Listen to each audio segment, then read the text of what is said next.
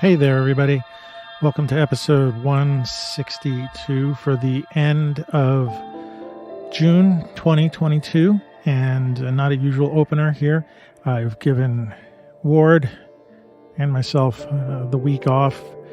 Given the last episode, what I said in the last episode, and just the past month, what's been going on, I decided I couldn't really put a show together in the last minute. Just didn't really have anything to talk about, just not up for it, and I didn't want to just put out a bad show. So still going to be recovering from the passing of my wife. It's going to be in the background for me for a while now. So anyway, I just wasn't able to get something together, so I am going to let you have a rerun today. This will be episode 136 from sometime last year, where Ward and I spoke to Alex Kilbee of the Photographic Eye YouTube channel. And it was a really great discussion. And since then, his YouTube channel has been growing a lot.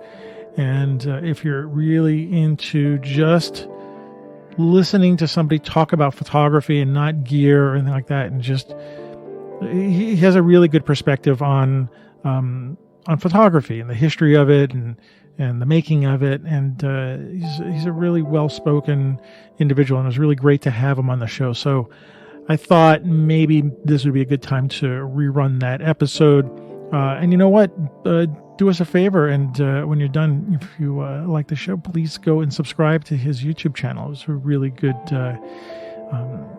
kept me going during the lockdown a lot. It was great to listen. That's why we had him on the show. I just ended up watching his show so much, and just his voice was, or I guess what I mean, his voice, his what he had to say about photography was just really interesting, and it was different than all the other chatter on YouTube, and it was really great that he accepted the invite. So without much further talk from me, why don't you just sit back and enjoy Alex Kilbee on episode 136 of Street Shots, and maybe I'll see you in a couple of weeks. We'll see how it goes. All right. Anyway, enjoy this. Bye.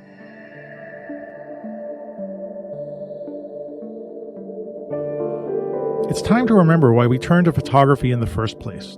The pure joy of taking a photo for the sole purpose of just taking a photo.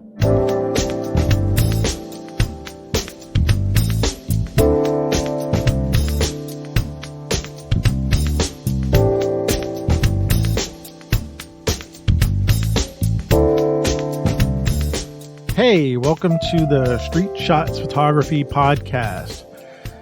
This is Antonio. And this is Ward. Hey, Ward. And this is episode 136 for the end of May 2021. You don't seem certain. I'm always wondering about, I post the show up on Podbean, and it tells me I have 139 episodes. And I said this before once. There's 3 lost episodes someplace. Lost episodes. Yeah, I'm never sure that, but I'm pretty sure I'm trying to go along with the numbering system I have. But yeah, 136 episodes. So yeah, 136, end of May. So how you doing? I'm doing pretty good. We had a warm day today. It did get up into the 70s Fahrenheit, so that was a coup. It was better than I thought it was going to be. Really? Yeah, it got up to close to 90 here. So you win again. I know it. It's 90, and then it's going to go down to 55 tomorrow. Or something at some point tomorrow. I'm looking at the weather thing, and it goes down. And you're gonna need. I'm like, you got to be kidding me. Yeah. I didn't set up my air conditioners yet. So anyway, but what's funny is that I'm in this room, right, and I got all the computers going, and I got to close the window to record the show, and so it gets a little stuffy in here. But it's been I don't know, since the last show. I went off on my own on the last show, so I know you were busy, and so. Good. Yeah, and like I said, I was doing my plan was to do dispatches from Greenwood, and I walked around and I actually talked for however long, and I got home and there was this sound every time I was walking. I was talking, and I was like, That's not going to make it. No. So I re-recorded everything. Dispatches from Greenwood, the corduroy edition. Yeah, that's exactly what it was. And yeah, so I missed you last month, but I know we're going to do this on and off, and I get to do a few shows by myself because you're a working guy and I'm just a bum. So far, we'll see. Yeah, no, we'll see. But yeah, so today's show is we have a fun guest on. And I guess you want to introduce him? Yeah, his name is Alex Kilbee. He has a YouTube channel called the Photographic Eye, if I remember correctly. And really looking forward to this conversation. I think it was quite, I use the word coup again. I think it was great for us to get him. I know you sent him a message and he responded. And yeah, I was really happy able to book this talk. So yeah, he was very open to. Yeah, he had a guy with an interesting background, loves to chat, and I couldn't be happier. I think it's going to be one of our best shows yet. Yeah.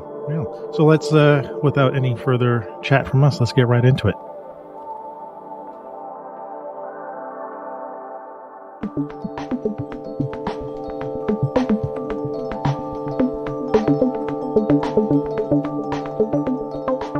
So joining us on Street Shots today is Alex Kilbee from YouTube channel The Photographic Eye. Alex, thanks for joining Ward and me today.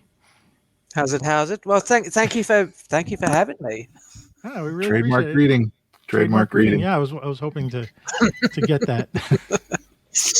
Wait, yes, tell us how's it? Yeah, tell us where the how's it comes from. Again, I know it's on your show, but so I was born in the UK, but I moved to South Africa when I was sort of 9, and there's lots of, like anywhere in the world, lots of colloquial terms, and how's it is just a greeting in South Africa. It's nice. Hey, how you doing? And I like to wear those terms like a little familiar coat. So here in the UK, nobody says it, and it just felt natural. I sat down in front of a camera, went, "Hey, how's it?" Waving to my one subscriber. It was just, and so that's just kind of where it came from. Yeah. Yeah. Well, thanks for joining us today. Appreciate you being able to spend some time with Ward and me on the show. It's absolutely my pleasure. Yeah. So, the first little quick history. I mean, I found you, as probably a lot of people have, during, our lockdown and watching a lot of YouTube. And I found your channel quite compelling, The Photographic Eye, because you were talking about photography the way Ward and I like to talk photography. And before we get into the depth of the YouTube channel, I just wanted to go through some of your background. Because as I was listening to one of your shows, and I realized how much I resonated with your photographic upbringing. So I will just want to go into if you could just sort of recast that a little bit. You went to photography school. Where again? Can you tell us a little bit about your rise into photography? Yeah, sure. The basically, I suppose it sounds like a cliche, but I've been interested in photography since I was quite young. My Scottish grandfather was very much a keen amateur photographer, and my dad was quite into photography. So there was always sort of cameras around when I was growing up, and it was something that I had a passing interest in. I wouldn't say I didn't have a drive to do it. And then when I was in high school in South Africa, in those days, this is the early 90s, there was still conscription going on. So if you left high school, you had to go to the army, and I didn't really fancy doing that. So an option was to go and study. And fortunately, my school marks and stuff was so bad that I couldn't actually get into university. So I looked around going, what can I do to not get in the army? And photography was an option. And they said the magic words, which were, you don't need any actual special subjects at school. So I put together a portfolio, did the application process. They accepted me. And yes, I went to go and study for 3 years at Pretoria Technikon Photography School, which is in South Africa. And that was, I think, a fairly traditional sort of school. The aim, I believe, would be to create commercial photographers. Mm-hmm. So this being sort of the 90s stuff. So there was a heavy leaning towards sort of product photography, architectural, a lot of photojournalism as well, which is an interesting mix. But definitely, I think the goal was to build a set of skills that you could then go and assist somebody. So that fairly traditional route into professional photography. So that was kind of where this real passion for photography sort of started coming up. I realized I was actually fairly good at it. I enjoyed a lot of the stuff that they were teaching us, like the history and the background of photography, that you generally don't tend to get, I think, if you learn photography by yourself or through a book. And that's kind of where that seed of what has ultimately become the Photographic Eye was planted. I owe a great deal of debt to my lecturers, and one of whom is still friends with me on Facebook, and he's very proud of what I've achieved with the channel. So that makes me feel a lot better also for being such a slack student at art school. so that's kind of where that whole journey came to. And after I left photography school, I did go and work doing some assisting jobs, and over the years I've had various sort of career paths in photography, and the last 12 years or so since I've been back in the UK, I've been running a family portrait studio here locally. So that's kind of been my focus, has been sort of family portraits, which it's nice and it's good, for them. It's something that we're creating that is a lasting, I don't want to say like a heritage-y sort of thing for them, but it's something of importance, which I quite like, which I feel occasionally as a commercial photographer, you're creating a product to be used and then sort of discarded. So sometimes I think family portraiture might get a bad rap, but it definitely has its place. Yeah. To go back to your schooling, were you there? Was it a 3 or 4 year university for you? It was a 3-year course. 3 years, yeah. When you said that, when you were talking about school, I resonated with that because I actually went to a technical high school and I learned a lot. I went to technical high school for photography. So the way you were describing it, like getting set up for the commercial world, you're getting prepped to learn this technical skill, photography, and not going out like coming out like a plumber, but in that same sense that you're learning all the mechanical skills and stuff like that. That was my high school. In college, I ended up learning more about the history of it. But when I was listening to one of your videos about your days in school, you sort of said that you had regretted not taking full advantage of some of what you were doing in college, in university, excuse me. This is a long-winded way, but one of the first things I did when I was in college was they had a history of photography class. I was a lecturer, and the text for that was a Beaumont Newhall book called, I think it was The History of Photography, which I still have, and that soundly put me to sleep. And fast forward to now, and all of what's going on and what you're doing and what a lot of what Ward and I are doing, and really sort of revisiting that history of photography. I regret, for me, not, having enough coffee back then and paying attention or being as excited. So you were talking about that. What were some of the regrets that you had in school that you didn't take advantage of that you're sort of you're finding out now about? I think the biggest regret, and this is one of the main issues or is one of the main cliches that comes up, is that youth is wasted on the young, and that was very much his thing. I was full of myself. I thought I knew exactly what I wanted, and photography school was just a means to one end. I wanted to be a music photographer. I think I wanted to be many things, but a music photographer stood out, and I was so convinced that I knew better than everybody else, that I knew a little bit. So that kind of that graph of Dunning-Kruger effect. That was the thing.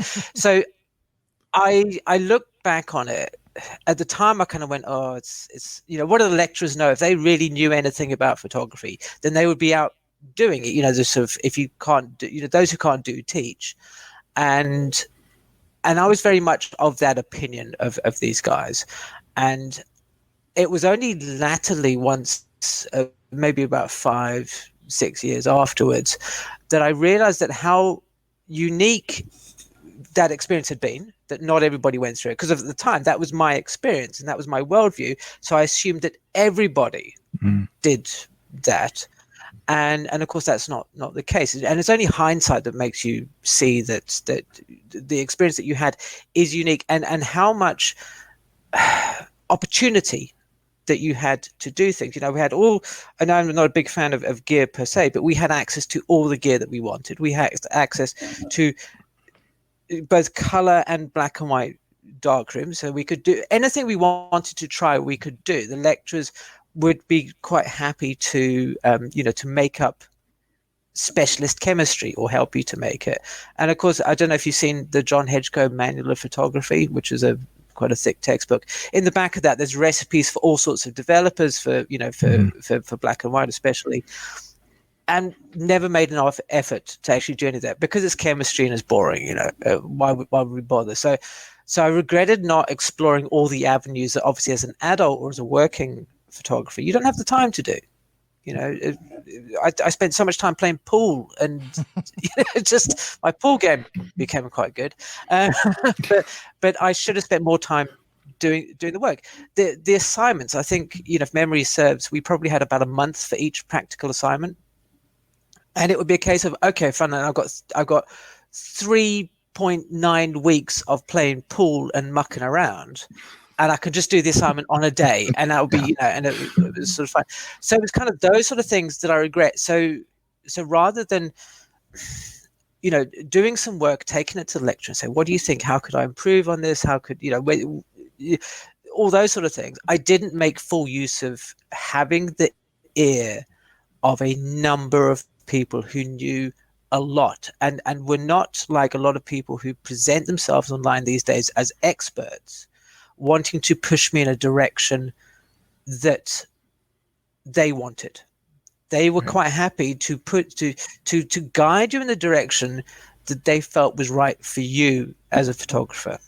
And I think that's something that's so missing today, and that's a big regret that that I didn't make full use of their knowledge and their support, and I just kind of went through being full of bravado and just wasting, in retrospect, 3 years. Although fortunately, as I now I'm seeing, it wasn't all wasted, because obviously something something must have gotten through my thick head. Yeah, something stuck. And it's only now, of course, some 30 odd years later almost, that we're seeing the fruits of that. The history and all those sort of things that, like I said, there were the snooze fests at the time. Yeah. Why are we learning about sort of the old photographers, the boring people? I want to learn about the new exciting things. But of course you realize that photographers don't create things in a vacuum, or no artists do. Nothing is original. Nothing just springs fully formed. You look at the great photographers, all of them looked at the people who went before them, and drew stuff from them. And at the time when you think, oh, this is boring, this is history, this is the nonsense I didn't want to know at school, and you kind of just dismiss it, you don't see the point of why you're reading about, Nietzsche and Daguerre and all that sort of stuff. And it's only now that you realize that they are pioneers of a road that we're walking along as well. And without them, and without their foundations and everybody who came after them, we wouldn't have what we have, which is this beautiful, wonderful, what would you sort of say? This kind of creative outlet, this medium that allows me to express myself as an artist in a way that I could never hope to do with a pen or some paintbrushes or what have you. And we have so much to be thankful for them. In that vein, are you how how do you feel that there are fewer photographers like us who didn't take the path of going to high school, university to learn photography? They're sort of dropping in the middle of it, and so their education is a little bit more haphazard. It's a little bit of this, it's a little bit of that, it's a little YouTube, it's a little podcast, it's a little bit of this.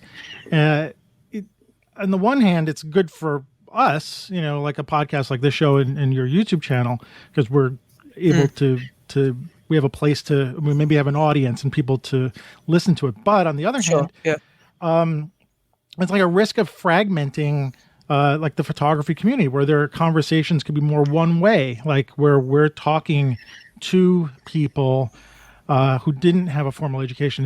How do you feel about that? That I think there's less and less people who are doing photography. There's more and more photographers today than I think when you and I on board were young, just the nature of the cameras and stuff like that.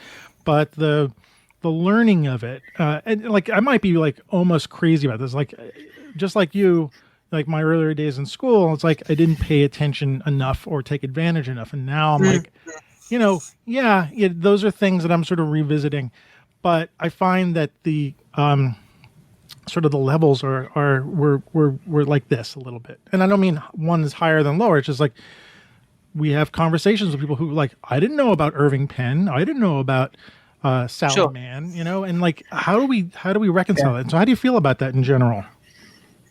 It's interesting, that you talk. There's I think there's two parts to that. There's this idea that there are more photographers now than there ever were before, and I think on one hand that is true. That everybody has a camera phone these days, and so it's been like with George Eastman, with the brownies and stuff, is this second popularization of photography, or the democratization of photography, where everybody is able to take a picture easily.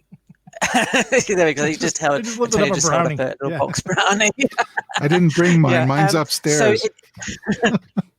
So in one respect, there are a lot of photographers, but I think this has always been the case. It's just now we are more aware of it, obviously, because there is a platform also for all of these photographers to reach a wider audience, which obviously pre-internet that did not exist. You reach the audience of your family and maybe a camera club.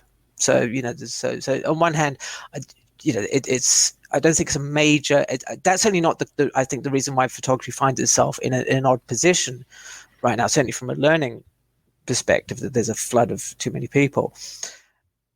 One of the things that has come up in conversation when I talk to professionals who have been around longer than I, so people in their kind of their 50s and their 60s and their 70s, who quite often hark back to the glory days of photography, when you could take a month-long trip to Africa and have all expenses paid, and then come and buy a new house in London off the proceeds of everything, and they complained that there's all these photographers taking away the work, and that's obviously a whole other discussion. But I think at the root of this problem is the fact that so many of those photographers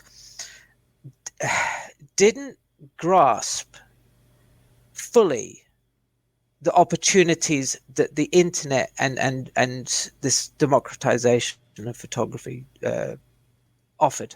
Just like the music companies with iTunes and stuff were very reticent to allow somebody else to distribute their music, and they suffered because of that. I think a lot of older photographers were not sure how to pass on their skills, or they felt threatened of passing on a skill.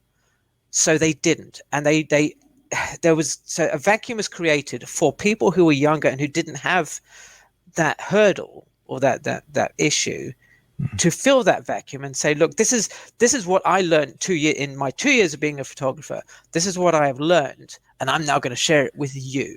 So we've had this kind of this progression of people learning photography and learning about it, and I hesitate to use the word properly, but in a more structured, in a formal way, more formal sort of way, and then being taught as an assistant the nuts and the bolts of being a photographer, of learning the visual language of being, of always improving. So there was this lovely curve. It was going up, and digital came along, and it's a bit like if you look at the GDP curve from so recently, it just falls off a cliff in terms of the people growing up or learning. And so somebody jumped in and went, well, we're going to teach you. So all of a sudden, this fairly smooth path fractured, and we've got people now who are personalities first and foremost, and let's say photographers second, teaching photography, because there is a huge pool of people who now want to learn photography, and that's great. It's fantastic. I love the fact that everybody has an interest in photography. I mean, why wouldn't we? But we do need, I think, before time runs out, we need to make sure that at least some of what, and I'm not going to say the older generation, which is a terrible thing to say. No.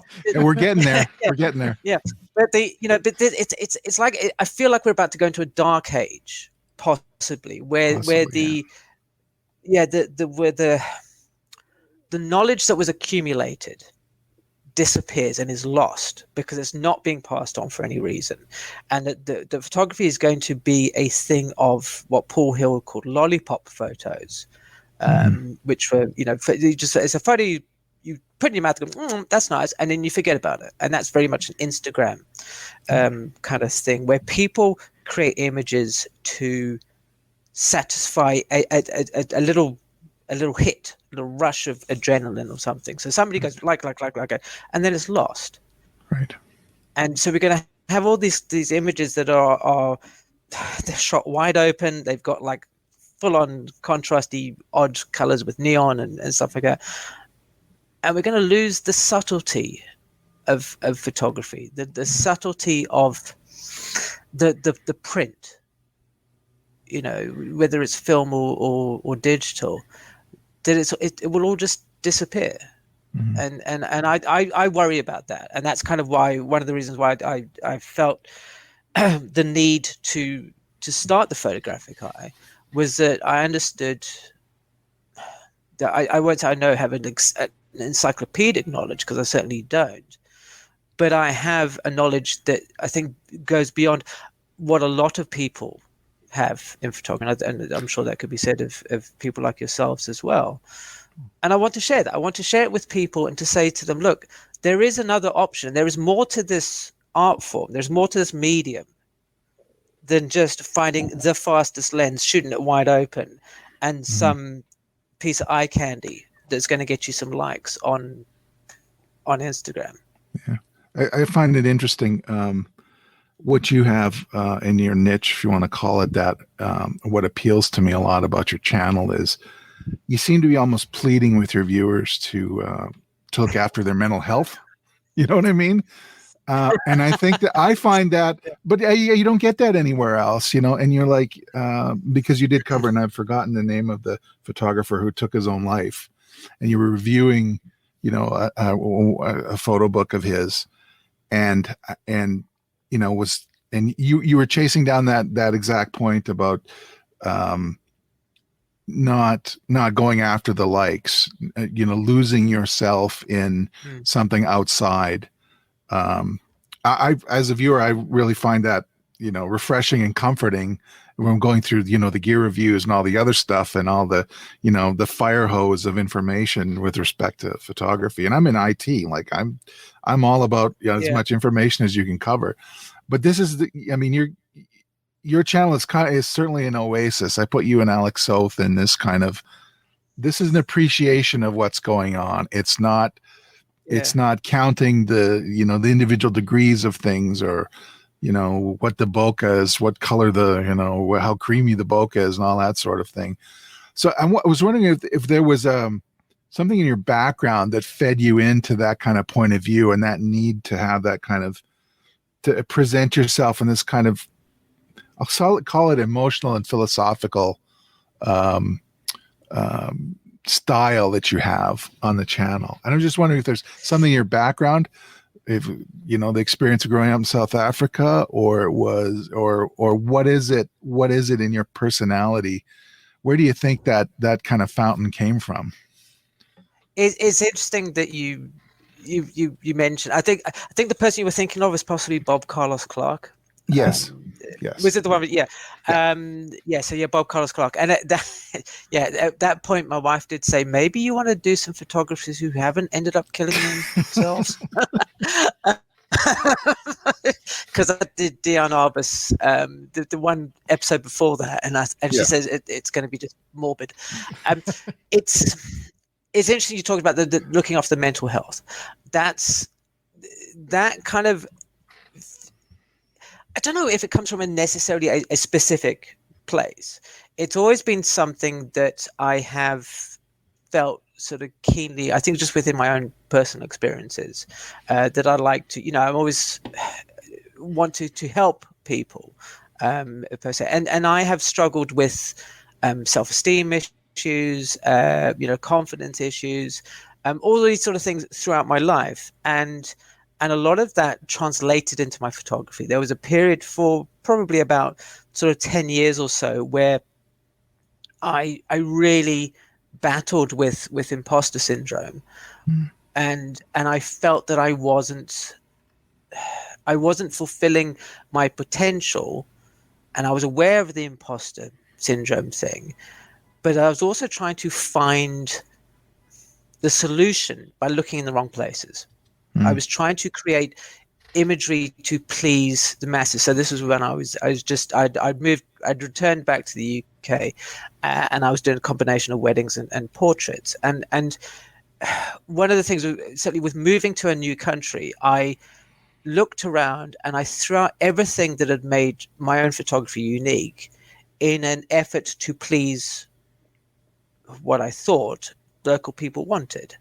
So if you look at wedding photography throughout all different countries, wedding photography in North America looks very different to European wedding photography, and so I was chasing this dragon of trying to please other people, and I spent 10 years sort of going, I don't feel fulfilled, not necessarily, but I felt something felt off.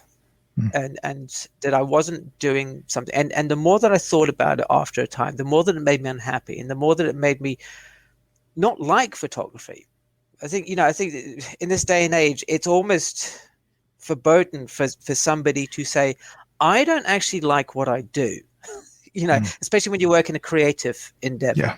That somehow this is the golden chalice, being paid to take photographs or paint or what have you, is wow. How could you not like that? And the truth is, if you're not doing something that you like doing, then of course you're going to like it. And people tend to lump all photographers in together. That we are all, just because we have a camera and able to take a picture, that we would just be as happy taking a picture of a child being sick on the floor, little baby, as we would doing a rock concert. They're not, people tend to think it's all the same. Have camera, will travel, it sort of thing.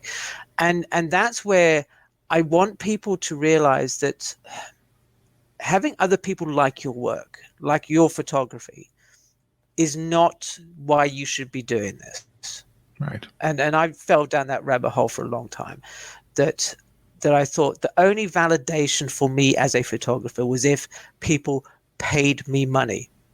So I boiled it down to that most base of things. And it took me a long time to realize that. And then I was fortunate enough to realize it because I was forced to continue taking photographs because I don't really have any other skills to fall back on. When I was a student, I worked in a theater, but nothing that I could then go, well, I'm going to pivot into a new career. It was take photographs or go and stack shelves in the supermarket. Right. And sorry. Yeah. You were going to say. No, that's fine. And I find it interesting that you say that you made this change when you moved back to the UK. But going back to the South African experience, I know that you said you were kind of a slacker as a student and so on, but is there a cultural, and I have to think there is, a cultural influence or something about the personal work that you were creating even at school while you were doing stuff that was non-assignment, if you were doing stuff that was non-assignment, that you carry with you, and that maybe perhaps that you've rediscovered or that comes out in your commercial work? Or is it just kind of a dormant thing? It's interesting. I think there's lots of parallels between, say, North America, especially, and South Africa, and one of those is this ability to just, if you want to do something, just do it. There's no social or societal norm that says you can't do X, Y, and Z things at a very basic level, and there's no people saying that there's no them with a capital T who are critiquing you from afar and expecting you to do a certain thing. So if you want to go and do whatever type of photography in South Africa, then you go and do it. You can just have any old approach to things, and nobody's going to really give you too much of a hard time. Whereas here in the UK, and I can hear the knives getting sharpened already. I feel that there's as a culture, there are defined boundaries. You say, well, this is the way it's always been done, so you shouldn't work outside of those boundaries. And I think that's just probably because of the age of the country. And so now I see, when I give myself the freedom that I had of expression as a youngster growing up in South Africa, where I didn't feel that there was somebody who's always over my shoulder saying, this is wrong, you shouldn't do it this way because this is the traditional way of doing things, that there's certainly a lot more freedom now. And I see that in my commercial portraiture sort of work, where I'm a little bit more sort of fluid, a little bit more kind of outside the box, as it were, in that regard. And I find that quite refreshing now that I've re-embraced that and sort of thrown off the shackles of tradition, if you want to call it that. But that's something you see so often, especially in family portraiture, is there'll people say, well, you must do it this way, and you see that also in North America with the more formalized outside portrait. Let's pose everybody in triangles, and it has to be this and it has to be that, and what have you, and having a little bit more sort of freedom to operate outside of those constraints, I think, can give everybody's photography a much needed shot in the arm. You have to take that chance to step outside and see what happens. You mentioned that when you got out of school that you went and assisted photographers or a photographer. How much, first of all, what kind of photography were they doing that you were assisting? What kind of work? So I was a commercial photographer who just did a bit of everything, really. So, product stuff, some fashiony sort of stuff, car launches, things of that nature. So kind of a very broad spectrum. Yeah. So, here the path for photographers to come out of school, or at least it was when I was growing up, and become, either find a work in a photography related business or become a photographer assistant. I myself I ended up working at a photo agency called the Image Bank. It was a stock photography agency, but a lot of my friends ended up the path that you did, assisting a photographer and staying with them for a while and becoming sort of, not influenced by them, but why am I losing words in the morning? Oh my gosh, the more I think about it, the more it's going to drive me crazy.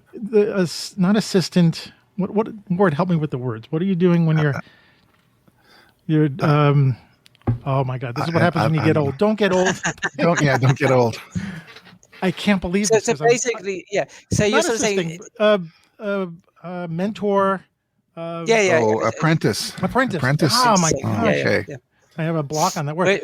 Word speak not good. Yeah. But that apprenticeness ship, you ended up becoming like a mini me of that photographer, like, Sure. and that could be good or bad. I mean, if you resonate with what the photographer's doing, and then yes, you branch off and you do sort of a version of what they're doing. Well, anyway, have you found that your work, in your portraiture and stuff like that, has been influenced, or any of your work influenced by those early days working with photographers, commercial photographers as assistant? In regards to my actual photography, no, I don't see that there's too much of an influence. Possibly because the person whom I sort of assisted, I don't want to say that they were old-fashioned, but they certainly weren't cutting edge. So their work was solid and it was proficient and what have you, but it wasn't anything groundbreaking. It is what it is. What I did learn from that, though, which they didn't teach us at photo school, and which I think a lot of photographers who aspire to be professionals completely miss out on from not having this experience, is how to deal with clients, how to treat photography as a business, and to be professional. In its proper sense of behaving professionally. Sorry, I can see people going to moan now because that's not the proper definition of professional. But being professional, that you are now assisting a photographer who has been working for a number of years, and you see how he deals with clients. You see how he deals with mistakes, like when his assistant prints 600 postcard photographs and then doesn't replenish the fixer. And you may hear the voice of experience in that. So it's things of that nature. So you pick up how to behave in a manner that people expect, and that's certainly something that I feel is lacking when people go, okay, well, I've gone and done a mentorship course, or I've gone for a weekend course on how to be a wedding photographer, or I've done this or what have you, and they teach you, here's to take some pretty pictures, here's to do this and here's to do that, and here's a sample price guide for you to use, and all that sort of thing, and they're not teaching how to be a photographer. They're teaching how to take photographs. They're not teaching you how to be somebody who can create this on demand for someone and make them happy enough that they're going to give you some money for it, which is, I suppose, if you want to be professional, that's the end result. Yeah. So in that regard, I think an apprenticeship or mentoring with somebody is vital. And I really wish that if there were more younger photographers who do want to pursue being a professional, that they would spend more time asking questions of photographers that are that, rather than like, what exposure did you use on this picture?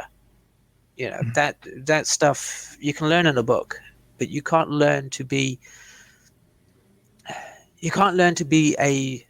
a person who people want to deal with in a book. And that's the main benefit that I got from being an assistant is all of that. And I just wish more older photographers were more amenable to letting younger people see past the curtain. This is the holding on tight. You feel that's still a thing, the holding on? Because that's when I was, like I said, I was in a photo agency, and so my photographers who I dealt with were the kind like, well, I'm not going to tell you where that secret location is because I don't want you going or any other photographer going and taking pictures. Now, of course, it's very competitive, but there was that secretiveness. Of course, there was a few photographers who broke those boundaries, and I remember them today I'll remember those photographers for the rest of my life. So they're the kind that you're talking about. You wish some of those people, but it's, you still feel it today that there's the curtain is still drawn. In some respects, I think at a high level, maybe not so much. People, I believe the photographers who feel confident and they understand. I'm talking about the working photographers now, who at a certain level, they go, well, people come to me because they want to come to me, for example. Like they don't want, so they haven't gone through Yellow Pages and looked up. So photographers who have a reputation are happier to share things because they already are established. photographers who understand also that there is a difference, that we can all stand around the same person, we can all stand around the same tree and take photographs, and we will all interpret it differently. Just because I've taught you or you taught me or whatever doesn't mean that we're going to end up in the same result. This is the beauty of the art form, is that we all see things differently, and that will appeal to different people. At the lower level, where sorry, if anybody who's a family portrait photographer, and I am, sorry, I didn't mean to say lower in a disparaging sort of way. Yeah, I got that, yeah. But at this kind of this sort of the bottom of the pyramid, where there's a lot of people, there is, I think, this reluctance to share anything because they're all secrets. And that if I give you my pricing structure, that is the only thing that's separating me from you, right? Because they tend to think that the photography is of kind of secondary importance, and it's the stuff, the secret sauce, the pricing, and the words that I use on my website. And this is all a thing of, I just wish people wouldn't do it. These people who sell these, buy my pricing structure and get clients that you deserve and stuff, and it's not. Yeah. It's that. So there's these snake oil people selling this stuff, and there's maybe a bold statement, but I think anybody who's been in business a few years and is flogging price guides and the like is preying on people who are, they're looking for guidance, they're looking for solid advice, and you don't build a business because you have a price guide. You Right. build a business because of the other things. But there is, I don't know, it's we could talk for hours.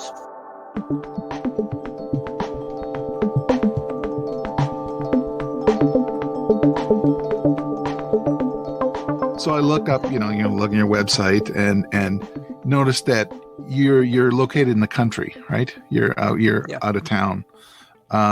That's a conscious choice. People definitely make a choice to live out in the country. And I'm just wondering, did you have a home studio? What's your setup? So my setup, it's a renovated barn studio. So it's about 400 square feet, I think 450 square feet, something in that nature. I've primarily used it as a daylight studio. The light's not ideal because the window's in the wrong wall, but I have a floor to ceiling window, and the studio itself is double volume. Mm-hmm. So I have a nice big, it's about 8 feet wide. So let's say 8 feet by about 12 feet. So it's a decent lump of window, and it's frosted as well, which is a result. Nice sort of even like, it's just in the wrong wall. Can we just not rotate the studio like a little bit? So that's kind of my setup. I at the time when I took on the studio, we didn't have space at home for a home studio, and so I thought, well, I'll get a studio and I'll set it up, and it will be right.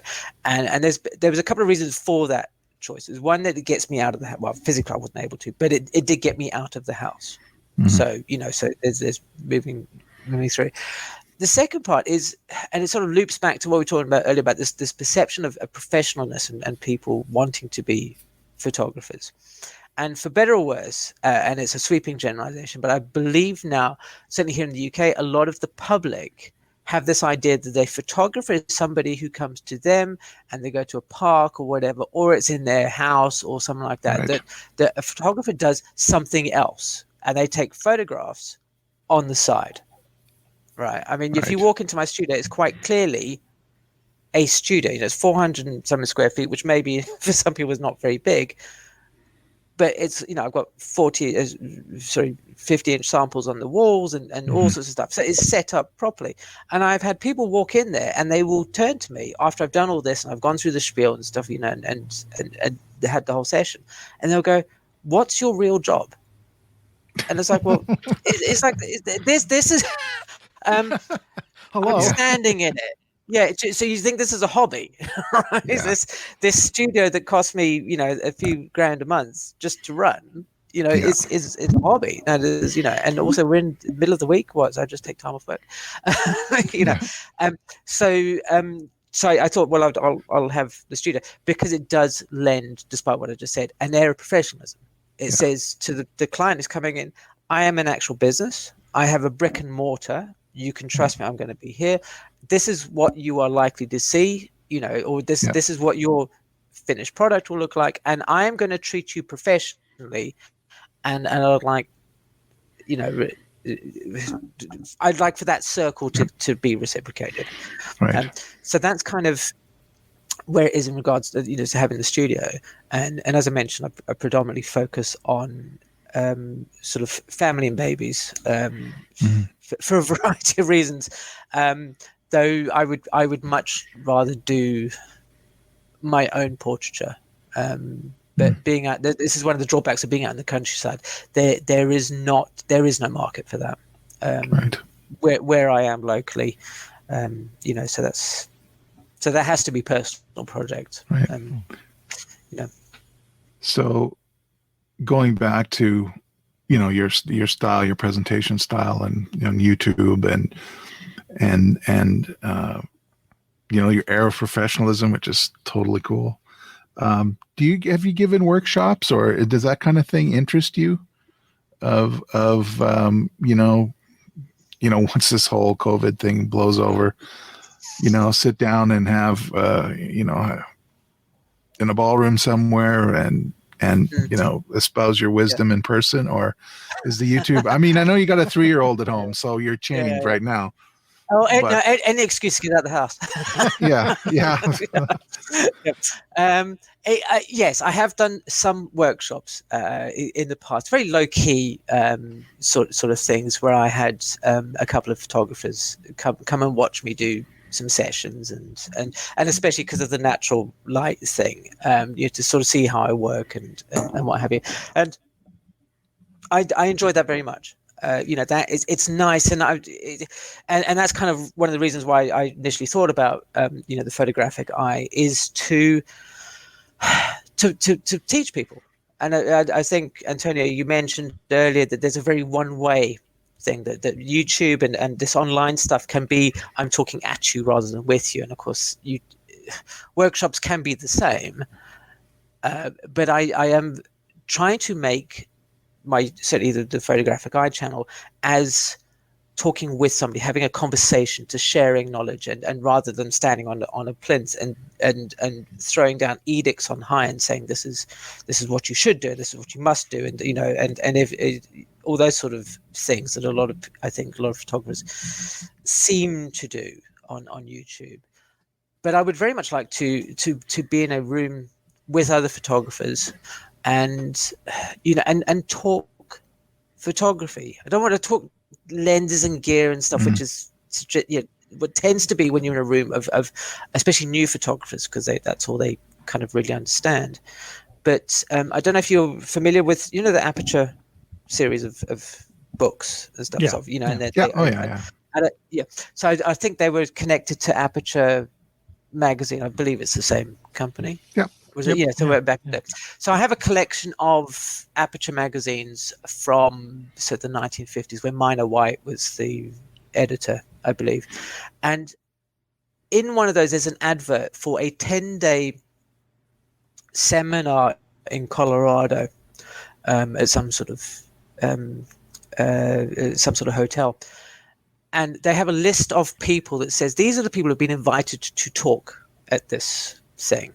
Right? It says Ansel Adams, Brett Weston, Walker Evans, Robert Capa, Margaret Burke White, Imogen Cunningham. So all these kind of names, and it's like, oh my gosh, oh my god, where's the time machine? Yeah, and I know, because my wife was like, oh, if you could get all those people to speak at your workshop, then you'd be. But that's kind of and that's what I think ultimately if there could be a dream outcome to this kind of thing, and obviously this is in a post sort of COVID world, is something like that you get you get those the Ansel Adamses and stuff of the day, and you sit in a room, or you have a hotel, and it's a discussion rather than I'm going to stand up and I'm going to tell you how to create this picture using the lenses that you can buy on that stand over there, with the background and stuff, which you tend to see at obviously at photo conferences where people are teaching techniques rather than discussing.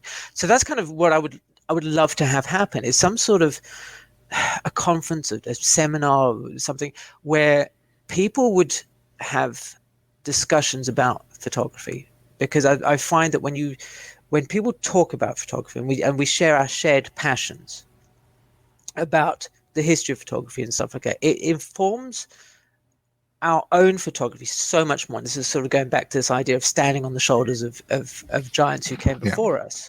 Yeah. And this is, so my YouTube channel is one way of at least hopefully kickstarting those discussions. So on the Photographic Eye, there are some people in the comments and over the course of its lifespan that we're starting to have discussions. Obviously, the very nature of the thing is a bit of a drawback, but it would be lovely to just sit in a room, have somebody kick off, sort of a discussion, say maybe give it like a 20-minute talk about who they are, what they do, and then have smaller things, because who wouldn't want to sit and have, you mentioned about Alex Soth earlier. Yeah. His YouTube channel is very conversational and discussing. The more that you talk about your own love of photography, you teach other people about things, because you just happen to mention urban pen, you happen to mention this, or and that I find is the best way to discover things about photography. Well, here in Calgary, we have the local camera store was organizing these beers and cameras, and so it used to be twice a month, and it went down to once a month.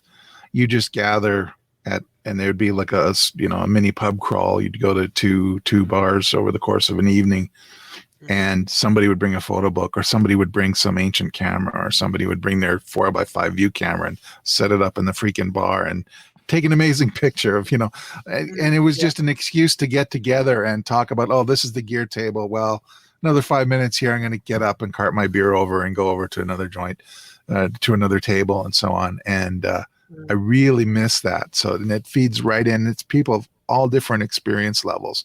People discovering it the first time.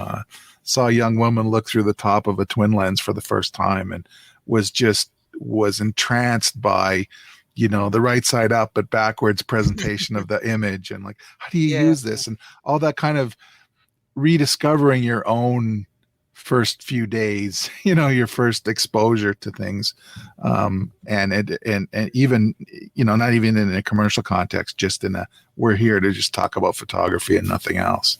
Ward, as you're saying that, my eyes are watering a little bit, because it's beginning to sound, and I don't mean this in a bad way, but like, these days are going this way. And today we have, right now we're looking at each other on Zoom because we want to see each other.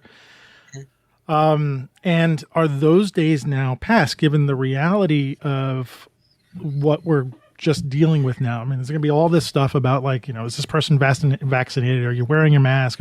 I think that's going to be some new reality. And are we going to be able to have a beers and camera kind of experience? Or Alex, as you sort of mentioned in one of your episodes, sort of like that group critique, or we're going to be able to sit around again, like, even in forgetting COVID, just like this practical thing, are people going to want to get together anymore like this? And how, through your YouTube channel, how do we, and maybe this podcast too, how do we encourage to get back to that? Because just what you're saying, like, it was sort of the impetus to making this podcast. My original host, Tom, and I, when we started this, we called it Switch to Manual, because we were wanting to get people to learn how to shoot in manual camera settings.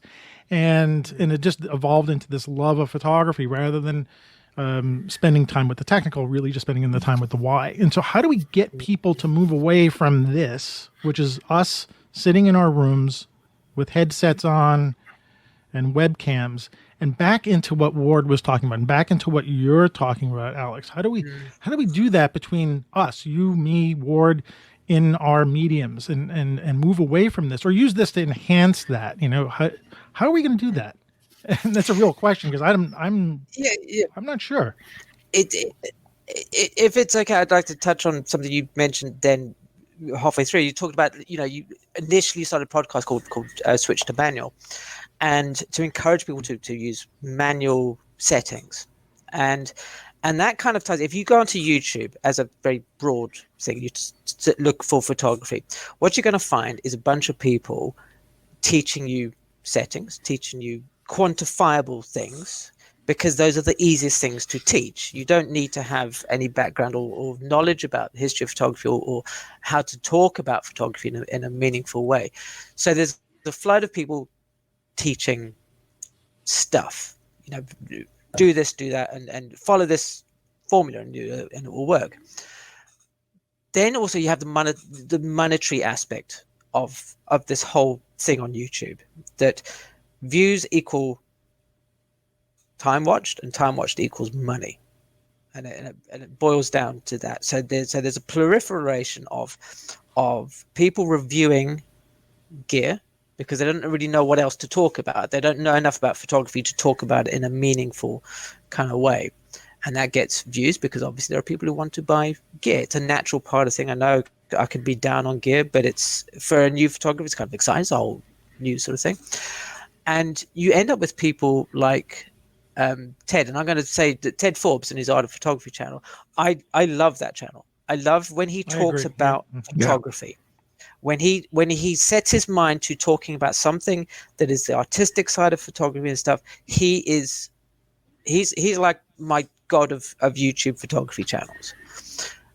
But for whatever reason, obviously he's free to make his own choices. He has also decided to include equipment reviews on there, and I don't presume to know his mind, but I would imagine that finances have possibly something to do with that, because he may have looked at his channel and go, when I talk about gear, I get more views, and if I talk about so and so, then I don't get any views. So he focused more on the views, and went down that rabbit hole of lens reviews. And this kind of is sort of echoed in a video that I watched, or there's a channel, T Hopper, I think she's called. She's here in the UK somewhere.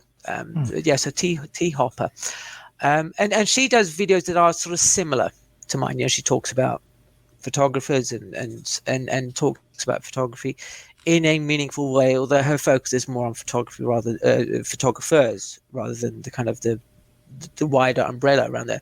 Now, she did a video which I think illustrates this greatly, about the photography of Jason Lee, so the actor / skateboarder stuff. I believe now he is doing road trip photography. I hadn't heard of that.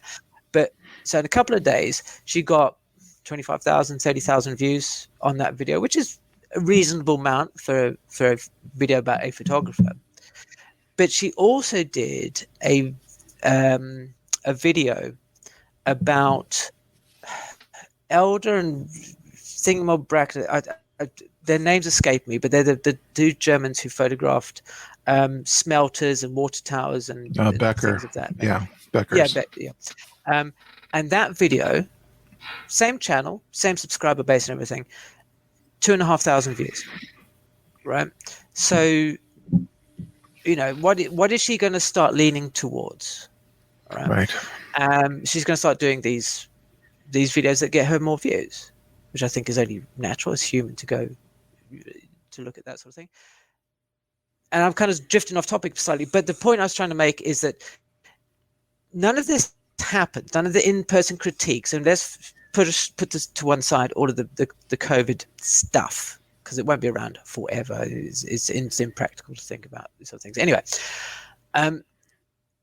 it won't happen if nobody has the desire or the impetus to make it happen. I think that's kind of where it needs to be at the beginning. And to start a YouTube channel or any sort of endeavor with the sole purpose of making money from it is going to be not doomed to failure, but it's going to go in the direction that we are sort of wanting to go in the opposite direction. So So having these roundtable discussions, because if somebody wanted to start a business teaching photography, they're going to look at what people want to do, and they want to look at gear, so they're going to focus on that. To say let's have let's organize some sort of international in-person critique thing, it's going to come down to a point like, how do we make money out of this? Because if we don't make any money, what's the point of doing it? And that's kind of where I think a lot of these things fall flat, is that there needs to be an altruistic motivation rather than a financial. And this is the kind of thing. So I'm sort of sitting here with the Photographic Eye. I have another business that allows me to do this, right? Plus, I enjoy talking about this sort of things. So I'm able to sit and make videos that I want to watch, what I wanted Ted Forbes to keep on making.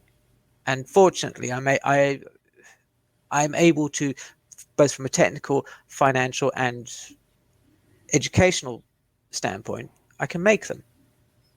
So I think this is kind of where, if we wanted to move this forward, if we wanted to re-engage those sort of things, then somebody at some point, and I don't want to hold up my hand and say that will be me, I will be the savior of photography. People need to make these first steps, and those first steps, they can't be based around money, because otherwise it's a non-starter. Right. It just inflates and inflates and inflates, and it sort of feeds on itself. And then we're back to the people talking to other people. And you're not aware of this because we're just meeting for the first time, but Ward and I are part of a small group of photographers, a collective, as we called it. We called it the Unusual Collective. And there's 6 of us, 5 or 6 of us. And what I found from that, this creation of this collective of photographers is, first of all, we in a sense shut off the internet, even though some of us have not met in person. I've never met Ward personally. We were meeting this way, but I found that that's even a small collection of 5 or 6 people who are thinking, not exactly the same way, but we decided to be together. And there's zero overlap in our styles. Like there's really, we're completely different, types of images. But that act of like regathering into small groups of people who want to shut off the world, right? Shut off the internet. We draw some information and inspiration from it, but when we talk to each other, we're really about sharing, opening the curtain, as you would say, sharing all things, photographic, personal, and becoming that sort of core group. And, how to get back to that, how to encourage our listeners and our viewers to sort of like, hey, turn off Instagram for a month, or don't do this 1 second per picture kind of thing, but turn on the Photographic Eye, load up street shots, and listen and absorb and try to bring the world back to something smaller, akin to what we might have had in school, because school was a relatively small experience, It is, yeah. I mean, in my photography school, I think across the 3 years, 50 students, maybe. I fully agree with that. I think there needs to be that environment, that creative environment, where it's not about everybody learning the same things, but it's about feeding off each other, and drawing all the inspiration from this dialogue that you have around things. That is so it's so helpful in learning this language of photography, not just visual language, but the vibe of how you are as a photographer.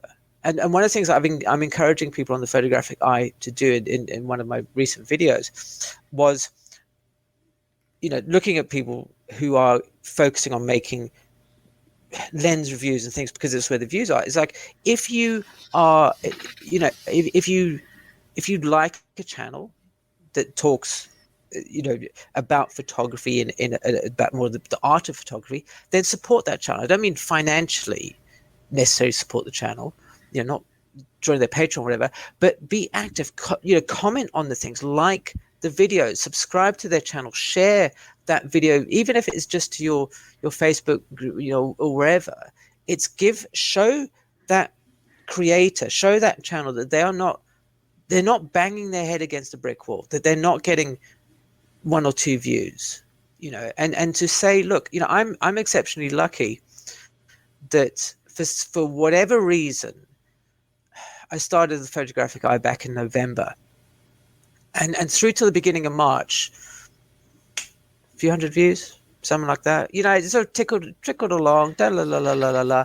The Whitney and Eggleston video got some traction, and stuff, but everything else was just kind of, maybe a view a day or something like that. And the beginning of March, somebody threw a switch on YouTube, and the ball started rolling, and I was getting. Yeah, that's when I discovered you. You showed up on my feed, on my YouTube feed. Something happened in March. Yeah. You went from like 1.5 thousand subscribers to 20,000 within like 2 months. I know. Which is fantastic. Congratulations. That's so encouraging, though. That's like what we're talking about. There's this desire for your voice and what you're saying, There is evidently there is evidently a demand for that thing out there. Yeah. And this is why, of course, because, and we're at slight catch-22 on YouTube, that you it's very hard to look for things that you don't know exist. So especially as somebody who's learning photography, when you study photography, you are given opportunity to learn about new people. So there's a lecturer saying, look, here you go, look at these people, and you have the textbooks and you go through them. If you go onto YouTube to look for, you're not going to go searching for Irvin Penn because you don't know who he is. You never heard of him. Somebody might mention it. So there's this catch-22 of like, I think there's a big swathe of people out there who don't know that there is ways of talking about photography, ways of looking at photography, ways of enjoying photography that go beyond, this is a lens choice and this is f-stop and this is ISO. And the more that we encourage other channels, and I am under no illusions that I was extremely fortunate to get that bump in March for whatever reason, to support the other channels who don't get those bumps, but that we discover. Because the more that we look at their channels, the more that we watch their videos, and the more that we give it a like and we give it a comment, and we say we are supporting that creator and say, look, I appreciate what it is that you're doing, right? And that's kind of the thing. If we at least just say to them, thank you for putting that out there. Thank you for giving me your opinion, your take on these things. You're not my competitor. You're not this other, you're not, there isn't like you don't have 1 view per day to give, right? You can sit and watch videos all day. Yeah. So Ted Forbes, Sean Tucker, Grainy Days, T Hopper, all these people, they are not my competitors. We are all looking at the same goal. That goal is to help other people share our love for photography, and we all pass on our unique takes. And if all the channels started going, do you know what? Yeah, I'm not going to hold on to my audience. I'm not going to suggest they go anywhere else. Then we would be in I think a far better position, because otherwise we're in danger of that whole thing that happened in the real world of photography, which is all the established professionals saying, I am not going to tell you my secrets because you're going to steal my clients. I'm not stealing T Hopper's views. I'm not stealing Sean Tucker's views. Sean Tucker subscribed to me. Hey, really? I was like, hey, hello, Safa. But that's the thing. We are working all in the same place.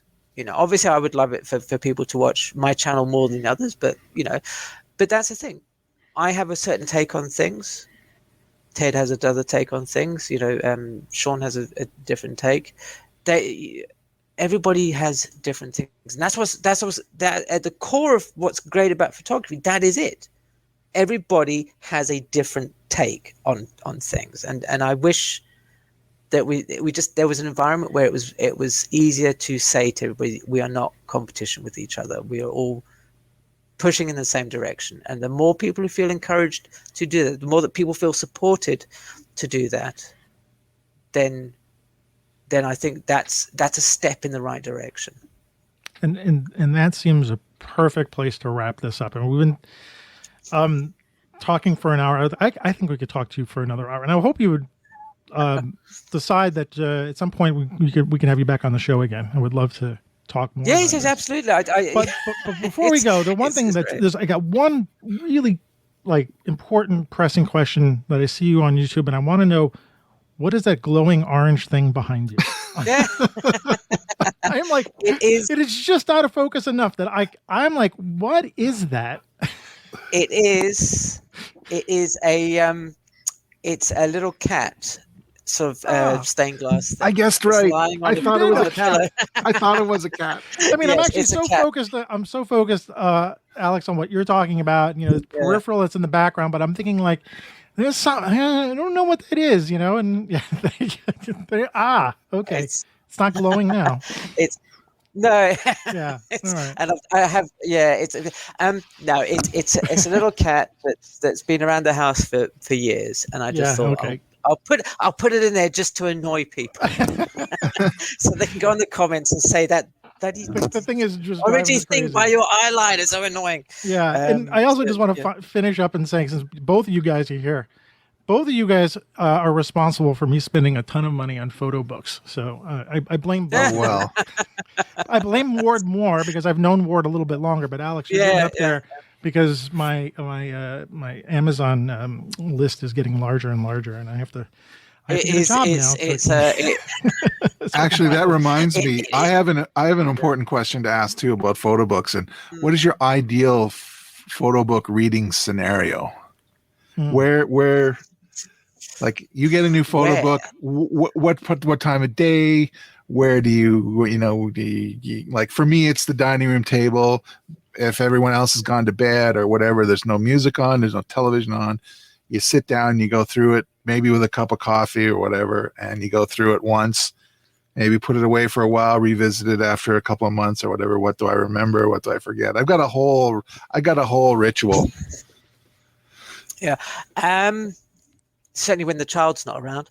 Yeah. So I have a 3-year-old. So when he's not around, it's interesting. I tend to nowadays come up here into my YouTube studio, aka the spare bedroom, and I have a nice view, which obviously our listeners can't see, but I will do that. So that's it's just all fields and stuff, and I'll put the book on the windowsill here because it's nice and wide. Also, there's a load of light coming through, and not so much coffee or anything like that. I'll go sort of have a look through it, and I tend to do what I do in a gallery. It's kind of just flick through quite quickly to see which images are jumping out, and especially if it's by a photographer whom I don't know, because if I'm feeling dangerous, I will just buy a book on YouTube, a book on Amazon just because I like the cover. Which is, or somebody mentions, or something about it intrigues me, and so you flick through, and sort of one or two images will, sort of jump out, and you sort of spend some time looking at those, and then leave it for a little while, maybe a day or two. That's quite nice, and then come back to it once you've kind of that initial thing. I think if you were to sit down and kind of try and look at each picture, in depth. Off the bat, it's overwhelming. It's too much, and because there will be certain images that resonate with you more than other people, and you see this all the time. That same as photographers. People say, "I really like this photographer." I love Ralph Eugene Meatyard, but he's an acquired taste, and other people may not. I can see all the people googling that guy now. Yeah. And what about Lartigue? Yes. And I'm busting your chops a little bit about that. Latrigue. He is an intriguing. Because he's intriguing. Yes, he is intriguing. He is one of those guys that. He when I learned his name, or when I first saw him in a book, I just read the word Lartigue as Latrigue. And it has just stuck with me.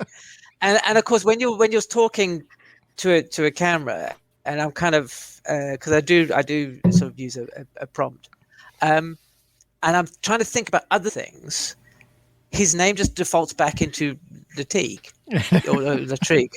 I love and that. I was going through the edit, and I was just like, "Oh, you have got to. Really?" So I scrubbed through the whole thing. I went, "Oh, I'm not going to re-record this whole thing." But that was my favorite heartfelt episode that you've done so far, and especially because Lartigue.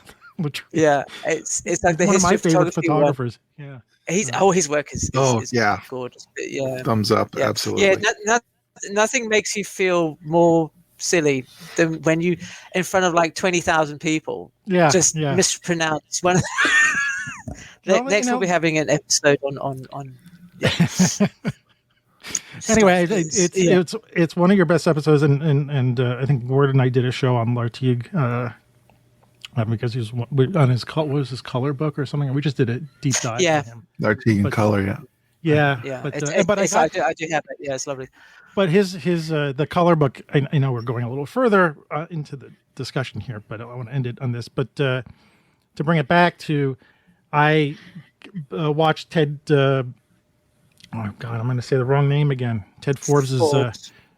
He brought up the Lartigue's color book, and so that got me inspired. And so to sort of that's why I bought it.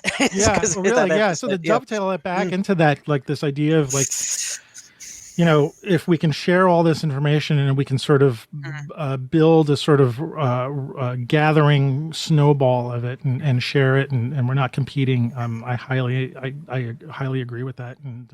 And for your show, I think I can see that's happening. I can see just by the increase of people who are watching, and you're getting on people's radar and stuff. So, Alex, I want to again, without taking up more of your time, I want to thank you for spending your time with Ward and I on the show.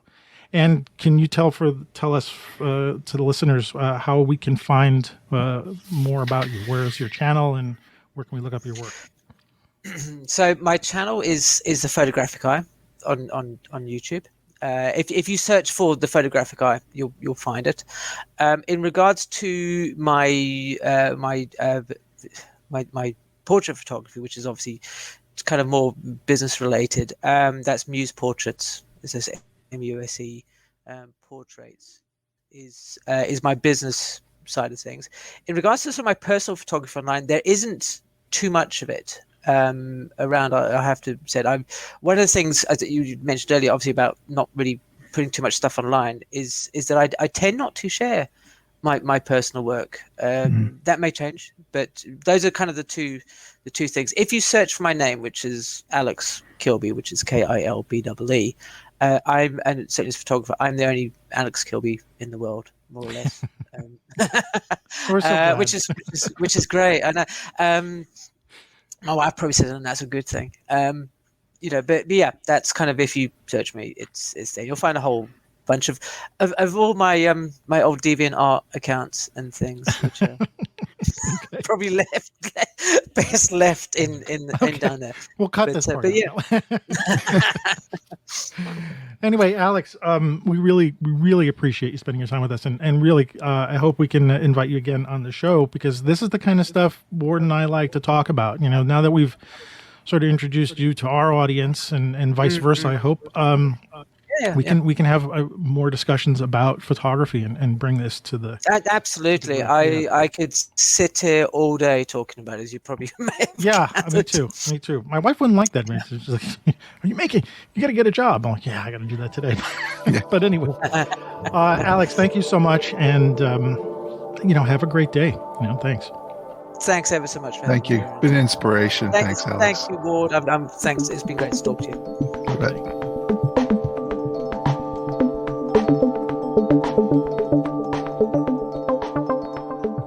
Wow, what an exciting discussion with Alex that was. I fell silent a few times because I just wanted to hear the guy talk. You were in awe. I didn't ask as many questions or I wasn't as earnest as I, imagined myself to be. I just let the guy talk. Well, it was great. Like with him and with you, I'm learning so much. I'm like so glad that you decided to be on the show as a co-host. And I figure I've actually learned a lot from you, and letting him speak, letting Alex talk meant I was getting more of a chance to learn from him as well, so it was a sort of a double bonus there.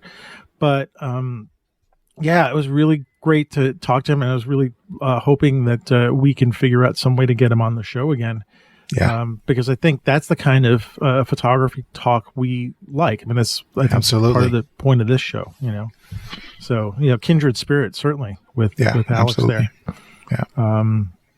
But was there any question that we didn't get a chance to ask him, and then we'll have to postpone for the next one? No, I think there'll be, as we go on, there may be new questions that'll come up. I think as we come out of COVID and we do this kind of getting back together, and there's a pent up demand to have these photo gatherings that we've been talking about. Yeah. Maybe there'll be a new, and he said, maybe there is a shift for the kind of content he provides. He found his niche, and it's great. And I think we're all better off for it. And he seems motivated. I think he's got a lot of energy to put into that. If he was talking about 3 of them a week, my goodness. Yeah, I know just like I said, putting out this show twice a month sometimes is a struggle for me, but I guess when you're motivated to really get your voice out there and you have a lot to say, then that kind of stuff just sort of, it comes very easily. What's really fun is that when we were done with the show, I got an instant notification that he had another YouTube video up, and immediately watched it. Yeah. And I think I was like the first person viewing it. And so, and did it was put first commenter in the. I did, because it was not on the original video. It has a link to a separate video. Okay. And this one was geared more towards beginning photographers, so it was covering some of the like how the camera works and how do you capture a picture. And then I still watch it because I enjoy hearing him speak. And then there was a link to a sort of little bonus video, which he then talked about sort of the one secret that I won't give it too much away, but one thing that kept him back as a photographer. And he says, we can avoid this. You'll save yourself a lot of time. And so I commented on that. I was the first commenter on that. I know that's a thing, right? You have to be the first commenter on stuff, but it was fun to just immediately see him. It's like, wait a minute, I just talked to you. Yeah, well, that's great. Yeah. So, and I'm really glad to learn what he, the secret glowing cat in the background was. Yeah, I was thinking about it, and then I'm glad you brought it up, because I might have lost my nerve. I was just thinking about it all the time. I was like, and then in this episode that he just put out, his body was covering the cat a little bit, so I couldn't quite see it. I was like, oh man, he made him self-conscious. I feel bad now. But I think maybe, I know that you and I like to talk about books a lot, and that's the thing that he's sort of riffing off on his videos on is pulling books off of his shelf and talking about it. And like, maybe we might be able to get him and we can do a book thing, photo book thing, whether we talk about the same book or something like that. I noticed on the back of his shelf, he had the Family of Man, right off of his shoulder. I was like, oh wait, I know that cover, because it's such a distinctive colored cover. And so, maybe we can do something like that. But I would really love to keep him in the loop, in the show, future episodes and stuff like that. Because I think, there's just, I think we all have a lot to learn. He said, and he said this multiple times in his show, like, you don't stop learning photography, No. And I always tell my students that when I'm doing my online class, I say, I envy you that you're starting photography now. And like, I've been doing it for over 40 years, but like, I don't ever think that I never think that I'm finished learning. There's no way to stop learning. And so I think that's what I resonated with him a lot, was when he says stuff like that. So he also said nothing is original too, which I also, once you get that through your head, so now you're free. Yeah. You don't, if you want to, now I know a question I didn't ask him. What? Emulate versus inspiration versus emulation. Yeah. That was in one of his later videos too. Yeah. So yeah, we'll hold that. We'll hold that one for the next one. And maybe he'll listen to us and say, "Oh, I should do an episode just on that." Exactly. Just a little behind. So Yeah, I'd say that's it. Well, it's a long show, but let's keep it under 2 hours. I know we could probably talk some more about photography, but I wanted to leave something for the next episode. So, Ward, where can everybody find information about you? You can find me on Instagram at Ward Rosin Fine Art. I've got a website. Mark Ryerson and I are selling our rodeo book at rosin.ca, rosin.ca. And I have a little photo business called Ornis Photo, O-R-N-I-S. Which is sponsoring the show. Just sponsoring the show. That's right. An unofficial sponsor. Unofficial, yeah. And you're going to bring in a shipment of new stuff in June. It's at ornis.photo, O-R-N-I-S.photo. Okay. And what are you getting in June? We're getting a shipment of new equipment, of mostly lenses. All right. 7 Artisans lenses. Oh. There's some new ones. There's a little UFO 18 millimeter 5.6 that's just, just a thing fits. It's like a lens cap. Oh, okay. Lens cap thing. They're very I think popular. I've seen that one. Yeah, I think I've seen that one. Different manufacturers make a version of it. It's just a thing to try out, and it's going to be very reasonably priced. So, all right, the buyer's remorse will be on the lower end of the scale. Well, I can't really buy anything at the moment, but I'll see what I can sell. I'm looking around like, what can I sell here?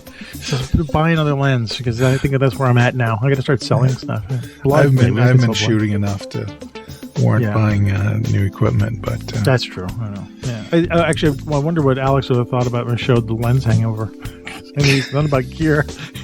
Yeah, not only about gear, but like Alex, I just did we did a whole show about how many freaking lenses I bought during the pandemic. We were like, that's nice. Yeah. Changing the subject. Yeah. Well, thanks for Ornis Photo supporting the show unofficially. Yeah. And great. And yeah, for me, it's AM Rosario at Twitter, Instagram. You can find me on Facebook, Rosario Photo. And just drop us a line on the website. It's streetshots.photography. And drop some comments if you want to see more of Alex or have us on the show, or just anybody. If there's anybody that you'd like us to try to get in touch with, we're trying to find more guests. I think we have a pretty decent list, but so that's it. Cool. That's it. Thanks for hanging out, Ward, getting up early to talk to Alex. No problem. It's my pleasure. It was a great talk. All right, and we'll see everybody on the next show. Thanks a lot. Bye-bye.